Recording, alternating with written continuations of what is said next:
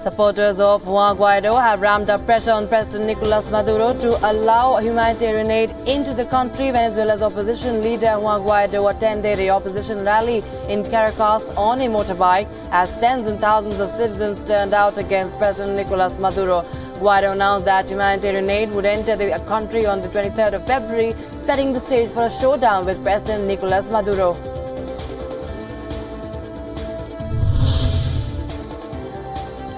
Thousands of protesters were back on the streets of Venezuela to protest against Maduro. Maduro's adversaries say he has destroyed the once-buoyant economy through a corruption-riddled exchange control system and arbitrary nationalization. In the meanwhile, Maduro appealed for peace in Venezuela.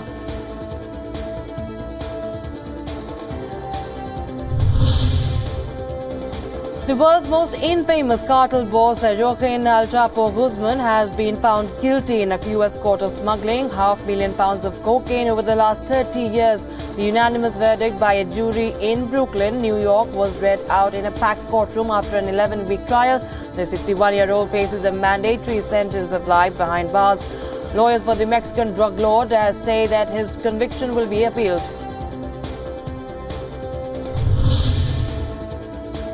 British Prime Minister Theresa May has urged lawmakers to give her more time to rework the Brexit divorce agreement with the European Union. With Britain's departure from the bloc just 45 days away, May is trying to avert a rebellion. The British Prime Minister has promised MPs a final decisive vote on a Brexit deal with the EU on the 27th of February. May says that she needed some time to get the changes she believes the MPs want.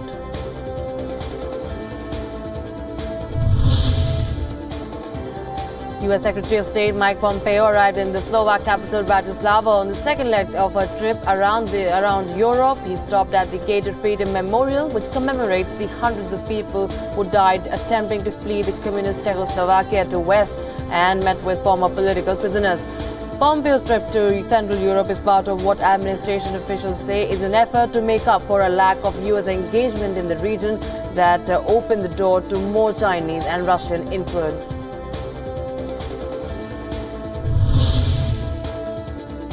A 3-year-old Kurdish Syrian boy who died in 2015 while trying to reach Europe with his family had a rescue boat named after him. Syrian toddler Alan Kurdi drowned in the Mediterranean off Turkey in September 2015 along with his 5-year-old brother as his family tried to reach Greece. Their family had fled from their home in the northern Syrian town of Kobani. The photo of Alan Kurdi appeared in media across the world and galvanized several governments into policy changes.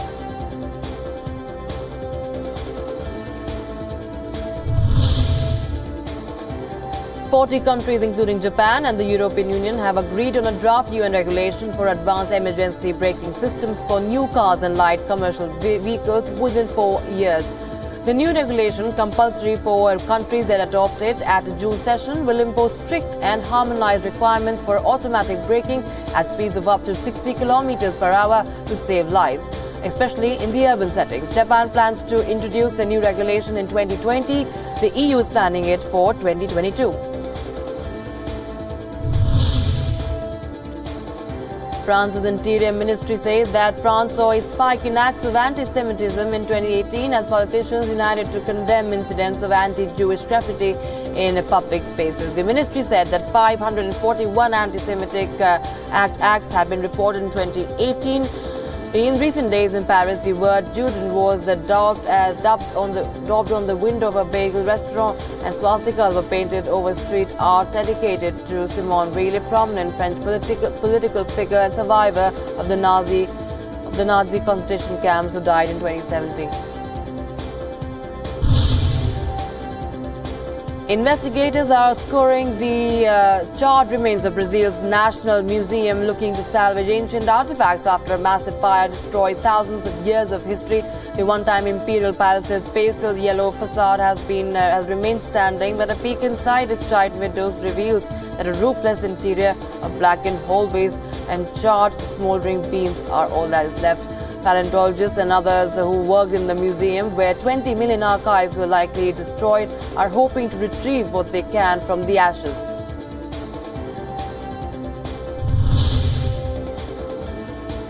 Tokyo 2020 Olympic and Paralympic venues remain on track to be completed in time for test events scheduled for later this year. According to game organizers, test events for sailing and water polo have already been held, but the main bulk to testing is due to begin this summer, including at venues purpose-built for the Games. Other than Olympic stadiums and the Olympic and Paralympic Athletes Village, Tokyo Metropolitan Government is building 8 new competition venues for the Games. Many of the events are scheduled to be held at pre-existing venues in a bid to keep the costs down.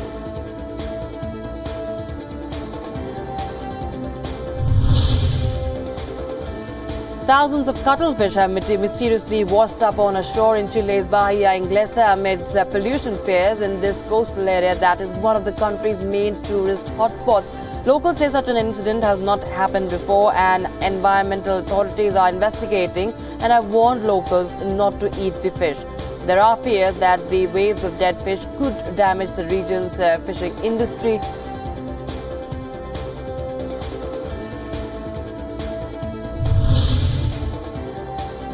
Two chefs came together to create a large sculpture depicting King Kong made entirely out of milk chocolate in Montreal, Canada. In February, a video shared on social media captures chefs as they create this 6 feet tall edible artwork step by step using 135 pounds of milk chocolate.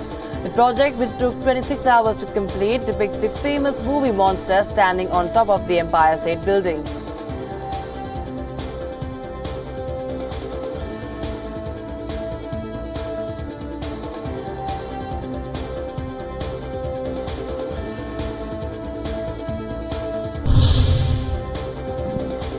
An act of upholding the heritage of the railways of the past, Western Railway of India organized an exhibition in financial capital city of Mumbai. Visitors and especially school children flocked to see the exhibition, which had heritage stations, working models of railway engines and steam locomotives on display. A majority of Mumbai's working population depends on suburban railways as the city faces a long traffic jam, lacks parking spaces and has poor road conditions. Mumbai's suburban railway system ferries 8 million commuters daily and is considered as the lifeline of the city.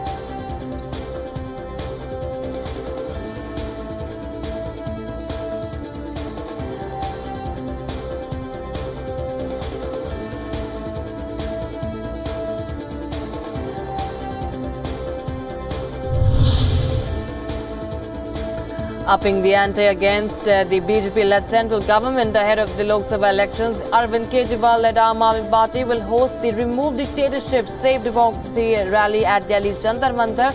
The rally, which comes close on the heels of the opposition's show of strength in Kolkata last month, will be attended by West Bengal Chief Minister and TMC Supremo Mamata Banerjee and Andhra Pradesh CM Chandrababu Naidu.